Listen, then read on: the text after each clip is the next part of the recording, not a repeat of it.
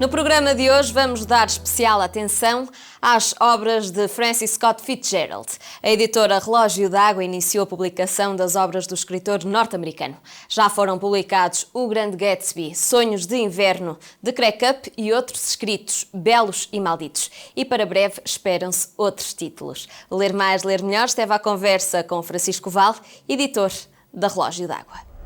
Scott Fitzgerald, que era um escritor norte-americano, nascido em finais do século XIX e que morreu, teve uma vida breve, morreu em 1940, com 44 anos apenas, não é?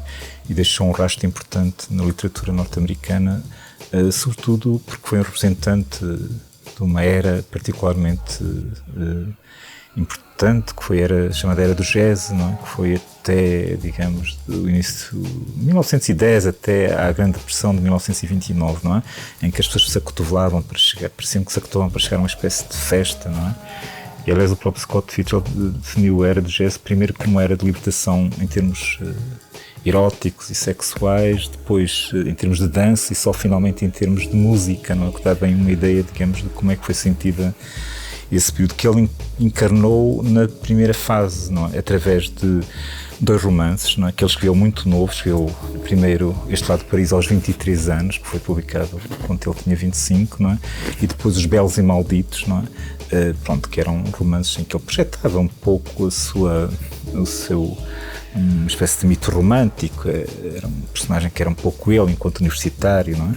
E depois, quando quis avançar para uma literatura muito mais importante, com o Grande Gatsby, que é talvez a obra principal dele, que foi reconhecido, basta dizer que o T.S. Eliot disse que era um primeiro passo importante na literatura norte-americana depois do Henry James, não é? Aí já não teve a mesma recepção, já foi um livro que não teve o mesmo êxito editorial que os anteriores, e depois escreveu ainda Terra e Noite, que é também um belo livro, embora um pouco desigual nas suas partes, não é? E deixou finalmente inacabado, e eu no 6º capítulo, deixou depois notas, que era o Último Magnate, que era um livro, talvez fosse o livro mais importante, tudo indicava que sim. Essa também é a opinião do Edmund Wilson, que era um amigo dele, um grande crítico, e que preparou essa edição do Último Magnate, não é? Porque era o primeiro livro em que ele entrava num universo, que era o de Hollywood, onde ele trabalhava então como argumentista, e que era a primeira vez que ele entrava num domínio profissional e que aprofundava em termos sociais, digamos, a sua ficção. Portanto, nós, além desses 4 livros e também do livro inacabado, vamos publicar uma seleção dos seus melhores contos. Ele deixou cerca de 160 contos, não é? Foi sobretudo um contista, digamos, num certo sentido, não é? E vamos também publicar a correspondência entre ele e a mulher, a Zelda Zaire, a Zelda Fitzgerald, não é? Que era uma mulher de muito talento e também muita angústia, digamos, não é? Que acabou por enlouquecer, não é? Vão surgir mais 3, que é, de facto, uma nova tradução de Terra e Noite. Nós tínhamos editado já uma, mas consideramos-la não muito boa a tradução. Pedimos ao José Miguel Silva, que é também tradutor e é também um poeta conhecido, não é? Que está a fazer a tradução, está a acabá-la, e vamos reeditar a tradução deste Lado de Paris, a revista, não é?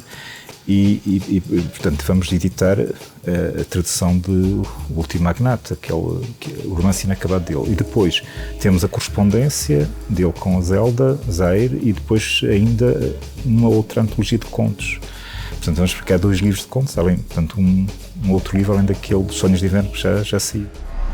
Hoje deixamos várias sugestões de leitura, obras de F. Scott Fitzgerald, um dos maiores escritores americanos do século XX. Até amanhã.